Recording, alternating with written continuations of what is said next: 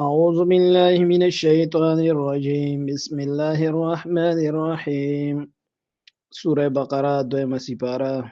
آیت نمبر 199 اللہ سبحانہ وتعالی د حج بارے کے احکامات بیانوی فرمائی حاجیان بارے کے ثم افیضوا بیا واپس شئ د عرفاتنا من حيث افاض الناس چې کم ځای نه واپس کیږي خلک یعنې د عرفاتنا واستغفر الله الله نه خپل ګناونو بخنه طلب کړي ان الله بشک الله تعالی غفور بخون کې دی رحیم رحم کون کې دی فاذا قضيتم پس هر کله چې تاسو پوره کړئ مناسککم د حج ارکان خپل فذكر الله یاد کړئ الله تعالی کذکرکم لکه څنګه چې تاسو یادوي آباکم خپل پلاران نیکونه او اشد ذکر یاد هغې نم زیات په یادولو سره فمن الناس پس بعض په خلکو کې من هغه څوک دی یقول چې وایي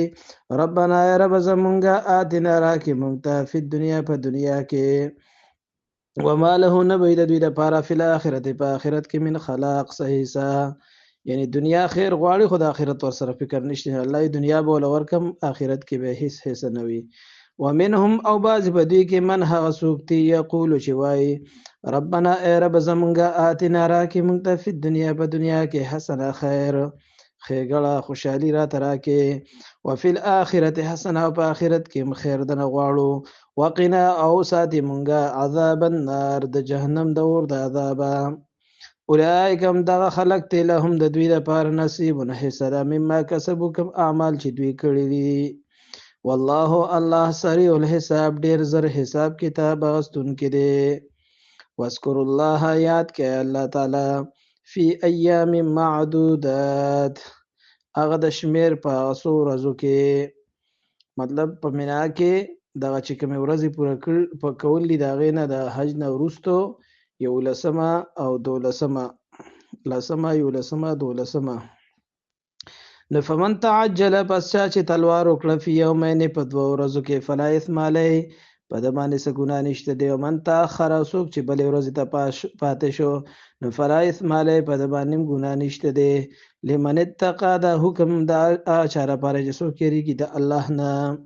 واتقوا الله او یېرېږئ د الله نه واعلمو پوه شئ انکم بېشکه تاسو الیه تحشرون دغه الله طرف ته به راجمع کولی کېږئ ومن الناس او بعضې په دې خلکو کې من هغه څوک دی یعجبک قوله چې ښه ښکارېږي خوشحاله ساتي ته په خبرو باندې یعنې خوږې خوږې خبرې ته وکړي او چالاکي درته وکړي فی الحیات الدنیا په ژوند د دنیا کې ویشهد الله او ګواه کوي الله لره علی ما فی قلبه هغه چې د هغه په زړه کې دي یعنې الله په دې باندې ګواه کړي چې زه صحیح پتا باندې ایمان ساتونکی په الله باندې او د آخرت منم خو الله فرمایي وهو الد الخصام هغه ډېر زیات چې دی جګړالو دی ناکاره کس دی داسې منافقانو په هغه وخت کې رسول الله صلی الله علیه وسلم او مسلمانانو سره به یې دوکې دړاکې کولې اسلام ته نقصان د رسول لپاره خو الله تعالی وخت په وخت باندې د هغې تعین کړی دی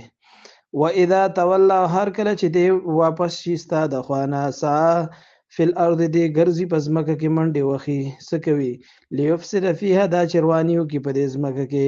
ویهلک الحرث او هلاکوي د خلکو فصلونه والنسل او د خلکو نسلونه یعنې خلکو ته نقصان رسوي او فصلونو ته نقصان رسوي والله الله لا يحب الفساد نه خوښوي فساد کوونکي رواني کوونکي خلک صدق الله مولانا العظیم